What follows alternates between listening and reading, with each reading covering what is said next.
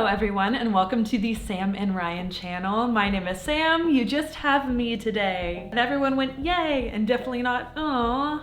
Today we are doing a Theater Kid Q&A. You are likely a theater kid if you are here, but hey, if you're not, if you found this channel through any other resource, welcome, hi. Maybe you clicked on this video because you're like, man, I really gotta know what these theater kids are all about. And you saw the title and you were like, I'm gonna click on this one. Well, welcome. Thank you to everyone who submitted questions on Instagram, by the way. This video would not be possible without you, quite literally. This past week, we celebrated World Theater Day, and it had me reminiscing on my theater kid past. Before you say anything, yes, I am also still very presently identifying as a theater kid. Before we get into the questions, this is the first photo I have to share because this was the first musical I ever did. This was Seussical the Musical. I was an adult who. You might be like, an adult who what? No, I was an adult who. You know, like Dr. Seuss, the Who's from Whoville. And fun fact, that is actually my little brother right below me. Oh my God, it's so crazy. He looks so small. That's us. And yes, that is my hair. Yeah, don't ask me. Looking back on it now, even at the time, I don't. Ooh, you know, listen, Alice from Twilight was definitely an inspiration. We don't have to go down that memory. This was definitely, we're who's here, we are who's here, smaller than the eye can see. Let's start with an easy one. What shows have you been in and who? So I'm gonna cut to the chase and say, I have never been a lead in any theatrical production. Listen, I wasn't great in middle school, and I kind of stopped doing theater in high school. So as I, grew into my voice, grew into my confidence and everything, I actually stopped doing musical theater because I moved out to Los Angeles and pursued acting, and now I'm in the social media space and everything. So I still have a theater kid heart. I sing show tunes every day, if I'm being completely honest and transparent with you. But yeah, I was never a lead. So like I said, my first show was Seussical and I was a Who. I did Annie and I was Mrs. Greer, which I think is just like the housemaid. I did a very questionable production of The King and I. Yeah, in hindsight, there are certain shows that just predominantly white communities should not even attempt to put on. The King and I was one of them. You will not be seeing photos of that one, but I was one of the wives. I was in Aladdin, another production that a predominantly white community in school should not have done. I don't even remember who I was in that. I was basically ensemble. I did Oliver. Now in Oliver, that was the largest role I ever played. I was Bet, Nancy's best friend, who was a mute prostitute, basically. I got to sing in that one, at least. Is the song literally just called I Do Anything? I'd do anything for you, dear, anything. That song, yeah, I got to do a little solo there, so that was cute. And I got to scream when I found Nancy's dead body. So that was probably the largest role I've ever done. Bet. And then, yeah, I did like Bye Bye Birdie. Honestly, I had a really large community theater group. Is that what they're called? What?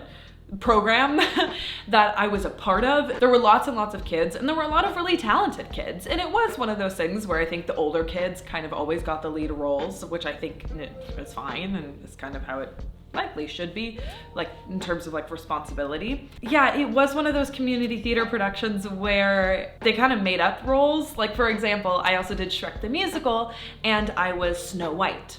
Snow White is not a character in Shrek the Musical, but they make enough references to her and they have like the dwarves and stuff. So, that was a way for them to get little kids to be in it and to give them parts. So let's see, that was Snow White. I was in a high school production of Footloose, but I was just, a teen girl dancer. Yeah, nothing too exciting, to be honest. But listen, there are no small roles, only small actors. Did you guys also hear that when you were in community theater? I guess it's kind of true, but I wanted a lead, obviously. How did you get into theater and how did you start acting on Broadway? Well, thank you for asking. I have not been on Broadway.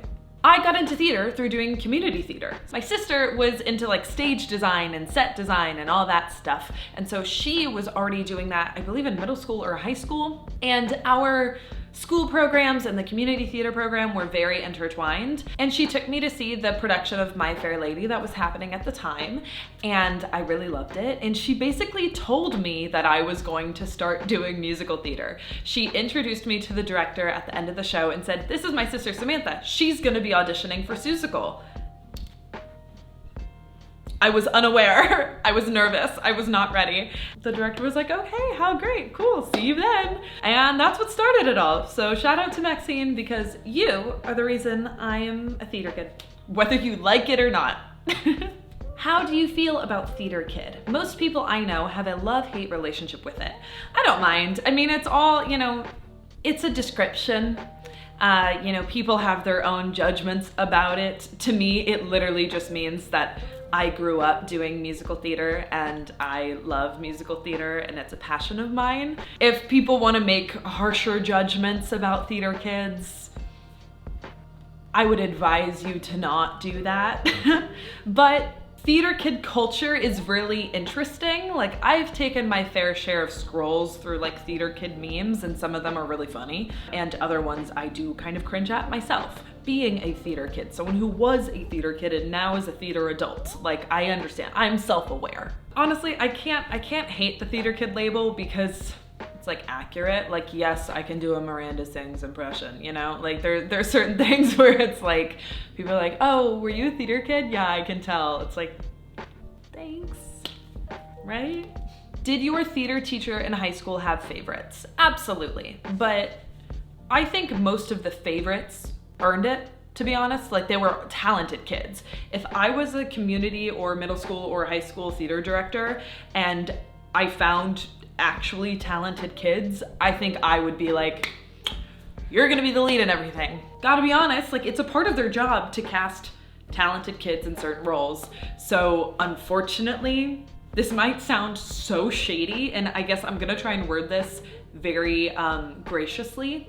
When I was in high school, I was upset about the idea of favorites. I was like, "They always get everything. That's upsetting to me. I want to be the lead."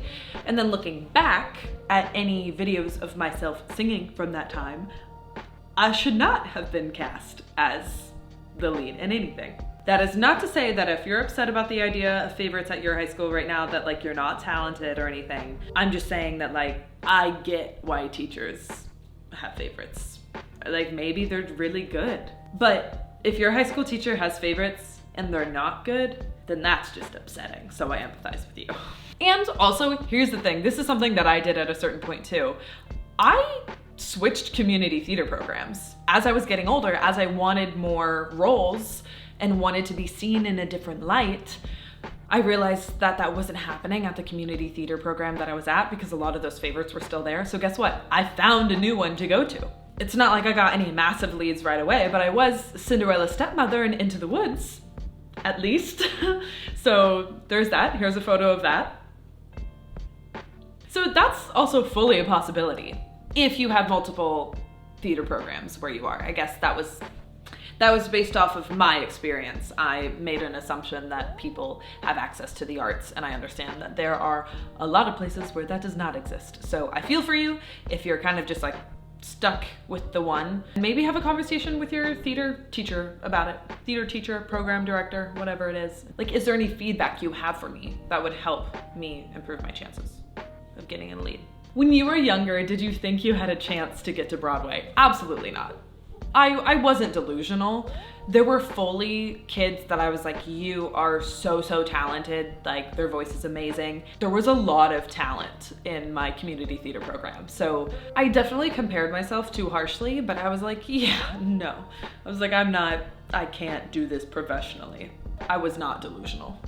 Delulu was not my Salulu. Weirdest thing you had to do on stage for a show? Probably a predominantly white community putting on a production of The King and I. Notes time trauma.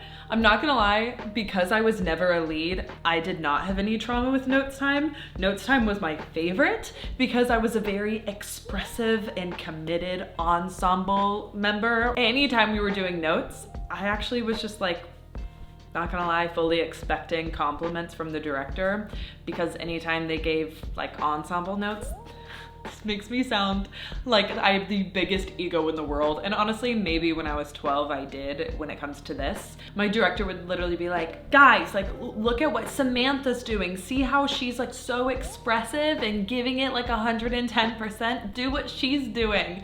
I think she said that once. And in my brain, it's like locked away as a core memory of like, oh my gosh, like I can be seen in the ensemble. Like I'm just gonna be the most committed ensemble member there ever was. So when I think of notes time, I get excited. Other than when the director then just starts yelling at everyone and is like making us all feel like we're massive disappointments and failures. I'm kind of combining a few questions here, but this one says, do you ever see yourself performing on stage again? And I got a lot of like, do you wish you were an actor as your main job? Like, do you want to do theater again? Lots of questions in that world. And the answer isn't no, if I'm being completely honest.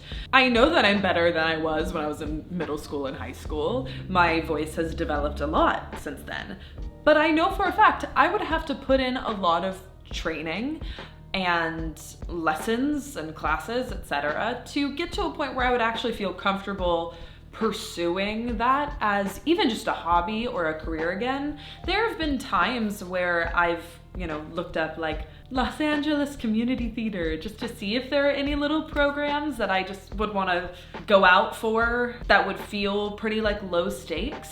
So I'm definitely intrigued. Like I said, I still love musical theater with all my heart. I do karaoke like every week, and that is where I let my musical theater kid shine. Yeah, the answer isn't no, which is, I guess, in a way saying yes, maybe.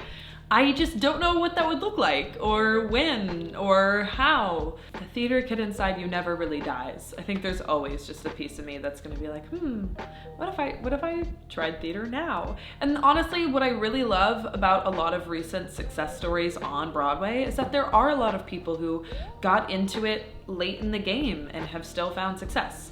It's also a crazy world, so I don't know that I have the stamina for it. I'm very fragile. What is it like being in the Broadway community as an adult? Like, B-Way stars. I do know B-Way stars. It's really crazy, to be honest. I have had so many incredible experiences as an adult, just involving musical theater. Experiences that I would have never guessed that I would have had.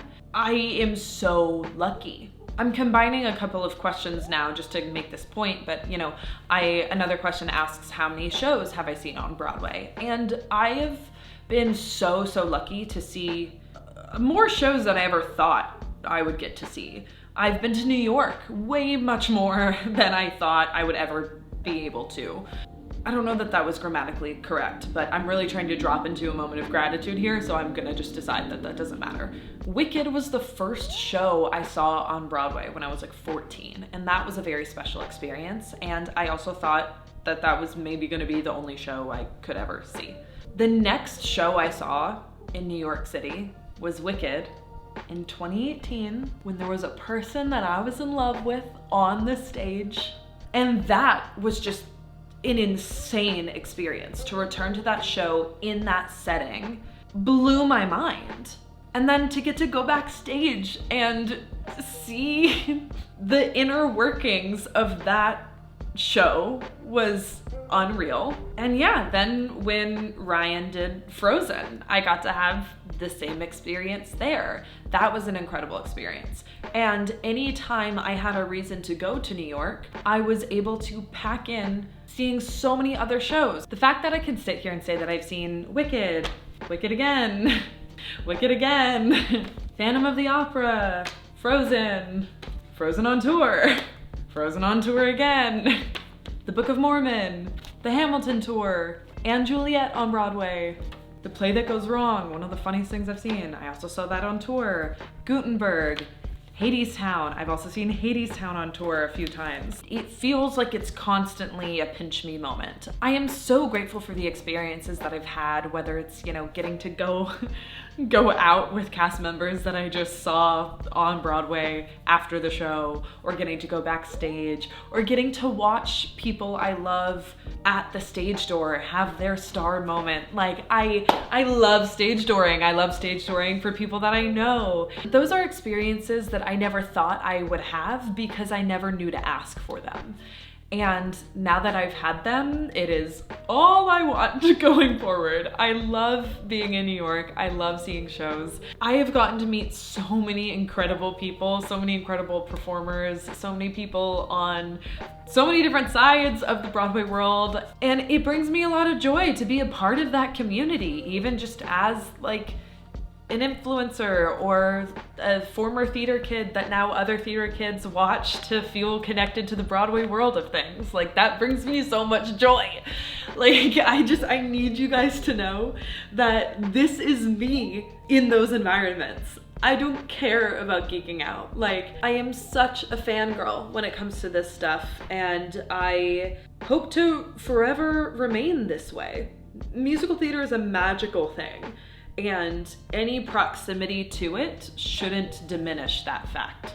That was a very long-winded answer, so I hope it made sense, not just for you, but also for me editing this video. I hope that that made sense. It feels amazing. I'm on cloud nine anytime I get to see a show, whether it's a ticket I paid for or a show that I got invited to. Like, that's the thing that just blows my mind, is anytime I'm invited to theater in Los Angeles with like the Center Theater Group or any production here, I am literally just a theater kid that gets invited to see musicals for free, and that's an incredible thing, and I love it.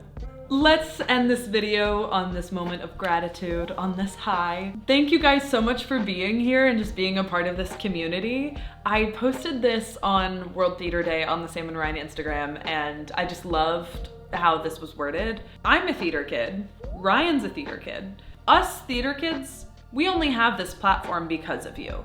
Obviously, I understand that like Ryan's a professional actor, not just a theater kid. We put that aside for now.